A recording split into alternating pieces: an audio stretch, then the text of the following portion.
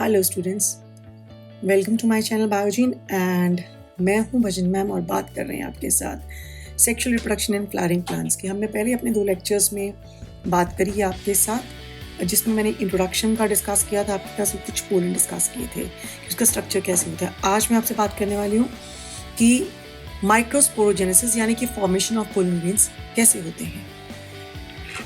Okay, तो यहाँ पे हमारे पास आप देख रहे हैं स्प्लिट स्क्रीन है और स्प्लिट स्क्रीन के साथ एक तरफ एनसीईआरटी, एक तरफ हमारे रिटन नोट्स हैं and I am going to discuss that with you. हमारा बेस वही रहेगा, मोटो वही है कि core guide is your NCERT only and जो हमारे प्रीवियस ईयर के एग्जाम्स हैं या फिर जो हमारे एग्जाम्पलर है उसके अंदर जो भी टॉपिक्स या जो भी क्वेश्चंस हैं वो हमारे डायरेक्शन गाइड है, कि मतलब वो हमें डायरेक्शन देने वाले हैं कि ये हमें थोड़ा एडिशन करनी है। कुछ आपको चीज़ें और ऐसी मिलेंगी नोट्स के अंदर जो थोड़ी सी हो सकता है ऑप्शनल हो या ज़्यादा है, तो आप उसको एज अ ऑप्शनल ट्रीट कर सकते हैं। जब उसको बाद में नॉलेज के लिए पढ़ लीजिए, पर प्लीज़ उसको बहुत ज़्यादा उसके ऊपर अपने आप फोकस मत डालिए, क्योंकि मेजर फोकस आपका एनसीईआरटी ही रहना चाहिए। फाइन, तो लेट्स स्टार्ट। पिछले 2 लेक्चर्स में हमने क्या क्या डिस्कस किया था। मैंने डिस्कस किया था फ्लावर आपके साथ क्या है। Flower is the reproductive unit of the plant और फ्लावर की 4 वॉल्स हैं। From outside calyx green colour जो प्रोटेक्शन का काम कर रही हैं, देन कोरोला पेटल्स जो कलर्ड हैं और अट्रैक्शन ऑफ द जो पॉलिनेटर्स हैं उनको करती हैं, then androecium and gynoecium, these are 2 reproductive whorls और we call them as essential whorls. जब हम प्री रिप्रोडक्टिव इवेंट्स के बारे में बात कर रहे हैं, प्री रिप्रोडक्टिव नहीं, pre fertilization events I should say, उसके बारे में बात कर रहे हैं, तो पहला इज गैमेटोजेनेसिस। यानी कि गैमेटोजेनेसिस का मतलब क्या हुआ कि गैमेट्स बनने हैं। तो male gamete is pollen grain के अंदर जो आपके पास मेल गैमेट आएगा वो पोलन ग्रेन के अंदर बैठा हुआ है, इसीलिए पोलन ग्रेन को मेल गैमेटोफाइट कहते हैं। एंड सिमिलरली जो फीमेल वाला पार्ट है एम्ब्रियो सैक, जिसके अंदर आपके पास एग सेल पड़ा हुआ है, सो दैट इज उसका फॉर्मेशन जो है वो आपके पास through the process of macrosporogenesis होगा और पोलन ग्रेन्स का फॉर्मेशन आपके पास माइक्रोस्पोरोजेनेसिस से होगा। ओके, तो स्टेमन्स क्या हैं ये हम ऑलरेडी डिस्कस कर चुके हैं। Each stamen consist of a filament and then we have these are 2 anther lobes. हर एंथरलोब डाइथीकस कंडीशन में है और एक के अंदर हमारे पास इस तरह से दिस इज थीका और जो है इसके अंदर आपके पास this is what you call a structure which I can say microsporangium. The microsporangium is almost circular in outline, ये आपका, और इसमें फर्स्ट लेयर आपके पास पड़ी है that is called as epidermis. Second layers हमारे पास पड़ी हैं that is called as endothecium and then we have 3 to 4 layers middle tissue. इन तीनों लेयर का काम प्रोटेक्शन में है। Then we have tapetum which can be uni by or even the multinucleate, mostly multinucleate और syncytial condition में है और उसके अंदर पड़ा हुआ है sporogenous tissue. Sporogenous tissue जो है that is the pollen mother cells. Now polar mother cells or microspore mother cells or microsporocyte, pollen mother cell diploid है। It undergo meiosis. It undergoes meiosis and form 2 nuclei, then ultimately 4 nuclei। ये एक cell की बात हो रही है। Cytokinesis हुआ तो 4 माइक्रोस्पोर्स बन गए। They are enveloped in a common layer that is made up of callus, जिसको कैलेस के नाम के एंजाइम ने डिसॉल्व करना है। Now this is your 1 microspore. Now this microspore will undergo mitosis and it will form 2 cells।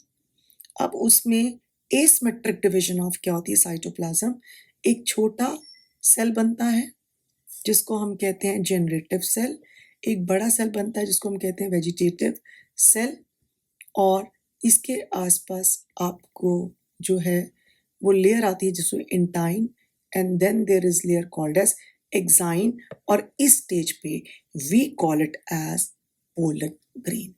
अब देखते हैं क्या एग्जैक्टली बनाना है। चलिए जी, एनसीईआरटी में as anther develops the cells of sporogenous tissue undergo meiotic division to form microspore tetrad, क्योंकि हम ये स्पोरोजेनस टिश्यू पिछले लेक्चर्स में बात कर चुके हैं. So what would be the ploidy of cells? तो आपसे पूछते हैं क्या प्लॉइडी होनी चाहिए? अगर पोलन मदर सेल है तो it has to be diploid, क्योंकि तभी वो मियोसिस करेगा. सो ऑफ कोर्स हमारे पास प्लॉइडी हो गई आपकी, जो है पोलर मदर सेल की प्लॉइडी तो डिप्लॉयड हो गया, और टेट्राड में जो प्लॉइडी हो जाएगी वो हैप्लॉयड हो जाएगा. क्यों? क्योंकि वो मियोसिस के बाद बना है. तो माइक्रोस्पोर टेट्राड. ओके जी, ये हम ऑलरेडी डिस्कस कर चुके हैं स्ट्रक्चर इसका.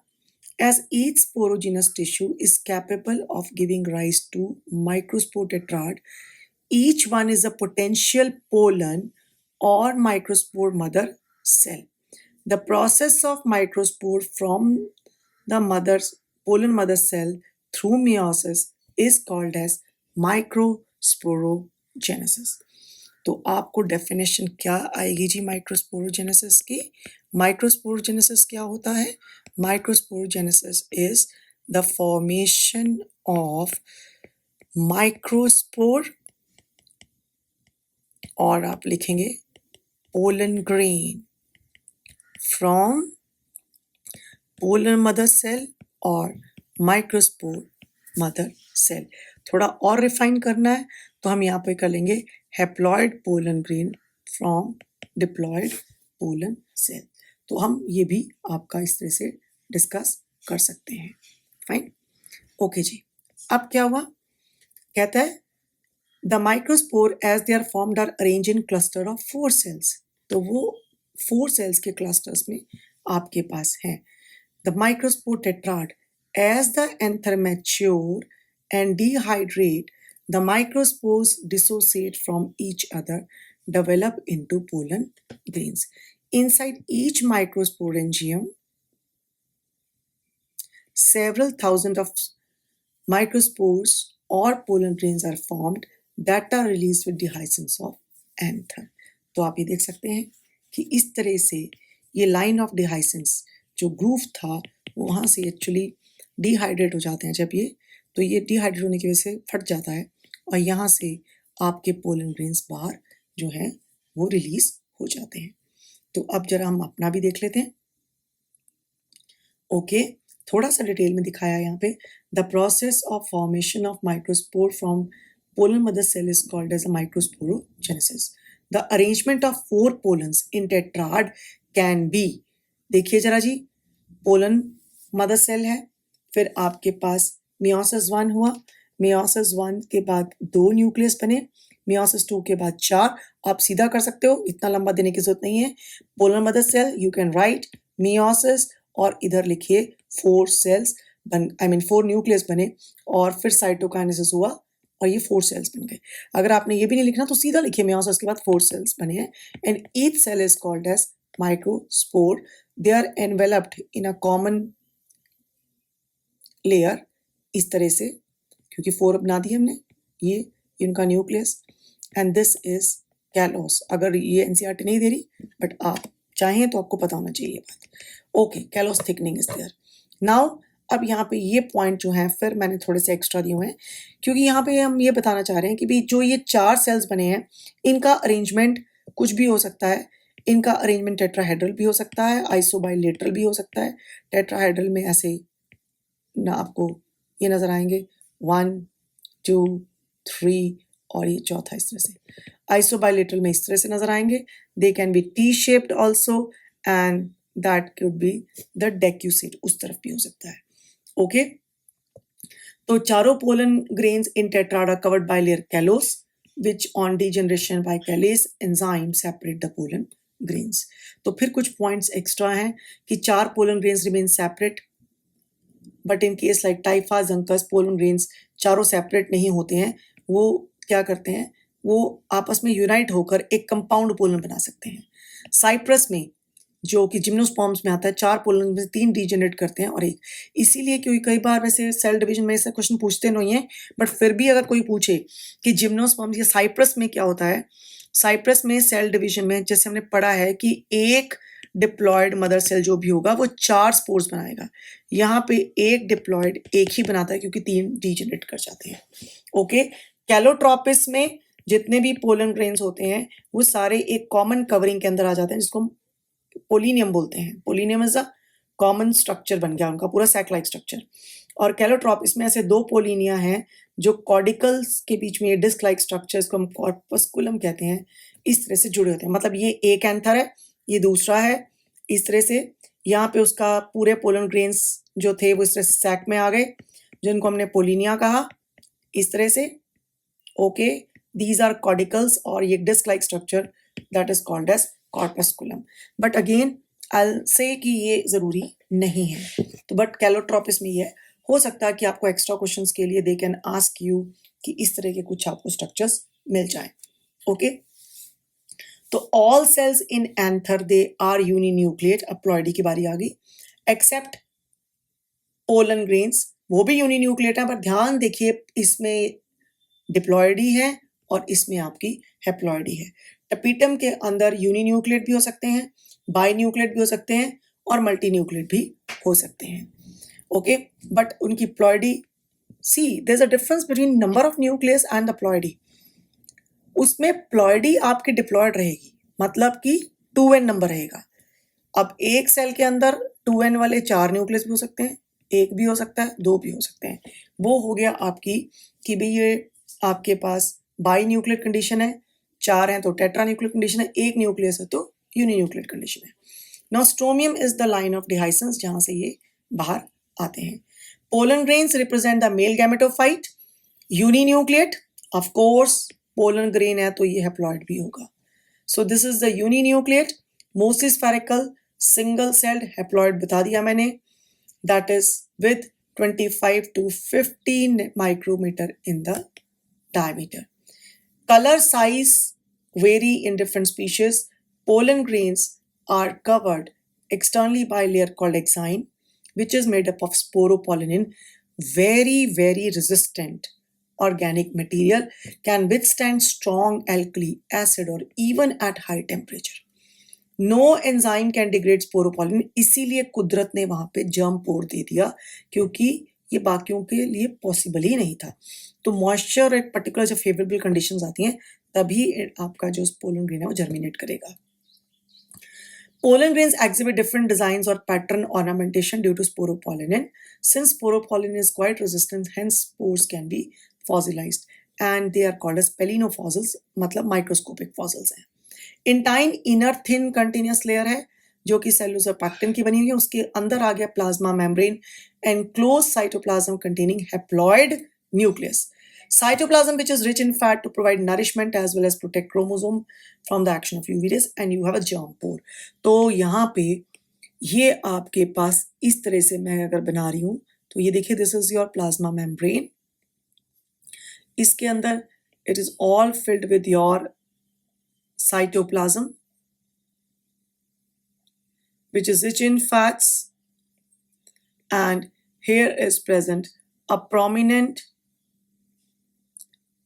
irregular सा न्यूक्लियस, ये वेजिटेटिव सेल हो गया, और यहाँ पे हमने एक जनरेटिव सेल भी बना दिया जो इसके अंदर ऐसे फ्लोट कर रहा है, and we do have the vacuoles also.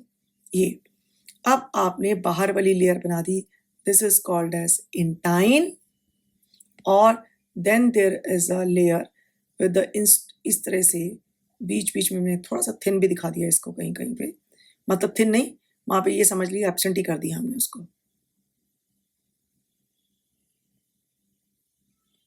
तो ये हमारे पे जहां से यहाँ पे मैंने दिखाया, so this is the area which is called as the germ pour.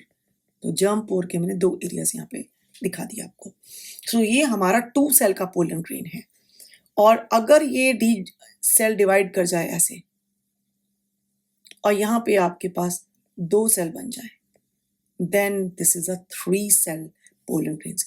60% angiosperms 2 cell stage में रिलीज करते हैं पोलन ग्रेन्स को, और rest they release pollen grains in the 3 cell stage.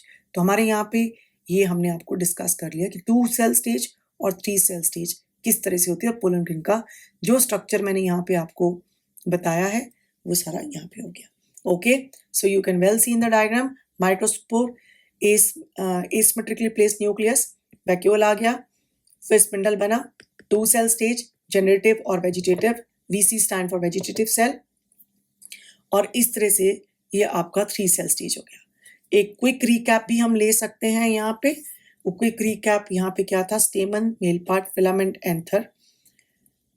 This is the tetrasporangiate condition, और डाइथिकस ये हो गए, और टेट्रास्पोरेंजिएट कंडीशन।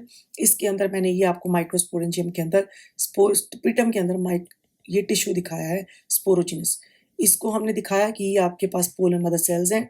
हर एक सेल, ये एक सेल है, 2 cell stage, 4 cell stage, 4 microspores. This is your 1 microspore, जिसमें आपके पास न्यूक्लियस है, वैक्यूल डेवलप हुआ है, जनरेटिव सेल, और ये इस तरह से पोलन ग्रेन्स बन गए। तो 4 पोलन ग्रेन्स इस तरह से बने हुए हैं। जब ये रिलीज होंगे तो 2 सेल स्टेज या 3 सेल स्टेज पे रिलीज हो सकते हैं। Okay, so when pollen grains are shed, pollen grains have to land on the stigma for fertilization, otherwise they will lose their viability in plant like rice and wheat, it is of 30 minutes, जबकि रोजिएसी, Leguminosae and Solanaceae में it can go up to months. So what is viability? कितनी देर तक वो viable हैं कि वो ability retain कर रहे हैं पॉलिनेट एंड फर्टिलाइज करने की। Storage of pollen grains, pollen grains को स्टोर किया जा सकता है, खासकर ये तब करते हैं जब कोई आर्टिफिशियल ब्रीडिंग प्रोग्राम्स हमने करने हो तब करते हैं, या फिर आजकल जिस तरह से एक्सटिंक्शन हो रही है उसमें भी ये स्टोर कर रहे हैं ताकि अगर जरूरत पड़े तो हमारे पास अवेलेबिलिटी हो। Pollen grains can be stored at -196 degree Celsius in liquid nitrogen. This is called cryopreservation. Pollen grains stored by this method can be used in seed banks, pollen banks for research purpose. Now pollen allergy, because pollen grains के आसपास आपने देखा sporopollenin नाम का compound है, फिर अंदर cellulose पैक्टन्स हैं, और जो है अंदर उसके साइटोप्लाज्म और न्यूक्लियस है, ये सारा पोलन ग्रेन्स। लेकिन pollen grains itself allergy cause कर सकते हैं, क्योंकि उनके ऊपर जो लेयरिंग है वो एलर्जिक हो सकती है। Pollen grains can cause severe allergy in some people, cause bronchial afflictions such as asthma or bronchitis. Parthenium, जिसको कॉमनली हम कैरेट ग्रास और कांग्रेस ग्रास भी कहते हैं, ये इंडिया में आई थी इंपोर्टेड वीड के साथ, और आज की डेट में यूबिक्विटस, मतलब फैल गई हर तरफ और पोलन एलर्जी कॉज कर रही है। नाउ अगर हम यहाँ पे देखें तो पोलन ग्रेन्स को का एक और यूज भी है, because they are nutrient rich, तो लोग उनको पोलन टैबलेट्स, पोलन सिरप्स, खासकर हॉर्सेस के केस में, और इवन आपके जो रेसर्स होते हैं ये लोग भी लेते हैं, और बिकॉज स्पोर्ट्स में इनको हम यूज कर सकते हैं क्योंकि they are nutrient rich material. तो let me have just a quick recap from your NCERT part कि देखें कि हमने करा क्या वहां पे। ओके जी, anther develop cells of sporogenous tissue undergo meiotic division to form microspore tetrad. Ploidy मैंने आपको बता चुकी हूँ इसकी। माइक्रोस्पोरोजेनेसिस में डिस्कस कर दिया। Pollen grains represent the male gametophyte. अगर आप हिबिस्कस के एंथर को टच कीजिए या किसी फ्लावर, तो येलो पाउडरी सब जो आपको दिखता है material, this is basically pollen grains. जब आप उसको देखेंगे माइक्रोस्कोप के अंदर तो you will see some beautiful patterns, और ये जो पैटर्न्स हैं ये स्पोरोपोलिन की वजह से हैं। Okay, so pollen grains are generally spherical. If you remember size 25 to 50 micro in diameter. Prominent two-layered, outer hard layer exine, जो कि sporopollen की है. Most resistant organic material known. It can withstand high temperature, strong acids, alkali. No enzyme can degrade sporopollen so far. And it has a prominent aperture called as germ pore, where sporopollen is absent. Pollen grains are well preserved as fossils because of the presence of sporopollen. मैंने अपने notes में बताया था microscopic pollens को, microscopic fossils को हम पेलिनोफॉसिल्स कहते हैं। नाउ इनर वॉल जो है वो एंटाइन है, थिन कंटिन्यूस लेयर है। Cytoplasm of pollen grain surrounded by plasma membrane. When the pollen grains mature, it contain 2 cells, vegetative and generative. Now, vegetative cell is bigger, has abundant food reserves and large irregularly shaped nucleus. Generative is small, float in the cytoplasm of vegetative cell. ये spindle shape with dense cytoplasm and nucleus. तो spindle shape cell is generative, बड़ा वाला cell vegetative. Abundant food reserve, vegetative. Large irregular shape nucleus, vegetative. इसका dense cytoplasm है और nucleus और spindle shape का generative cell है। 60% एंजियोस्पर्म्स में पोलन ग्रेन्स 2 सेल पे शेड होते हैं और रेस्ट में 3 सेल स्टेज पे होते हैं जब जेनेटिव सेल डिवाइड कर जाता है mitotically. Pollen grains of many species cause allergy and bronchial affliction. तो आपने पढ़ लिया है पार्थेनियम कैरेट ग्रास जो contaminated wheat as a contaminant wheat के साथ आई थी, आज की डेट में ये काफ़ी हद तक पोलन एलर्जीज को कॉज कर रही है। Pollen grains are rich in nutrients, तो ये फैशन बन चुका है to use it as food supplements. Western countries में large number of pollen product in the form of tablet syrups are available in market.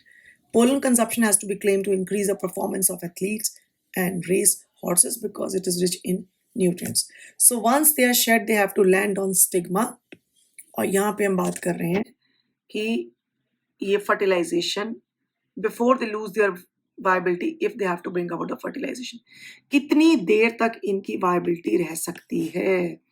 इनकी viability जो है वो 30 मिनट से लेकर few months तक हो सकती है. तो देखिए जी 30 मिनट्स के अंदर राइस और wheat, Rosaceae, Leguminosae, Solanaceae can viability up to months. So heard of storing semen or sperm of many animals including human for artificial insemination? Similarly we can have seed banks. और अगर हम insemination यानी कि जैसे sperm को कर रहे हैं इस तरह से हम pollen grains को कर सकते हैं for the purpose of artificial fertilization. So liquid nitrogen -196 पे stored pollens can be used as pollen banks similar to seed banks in crop breeding program.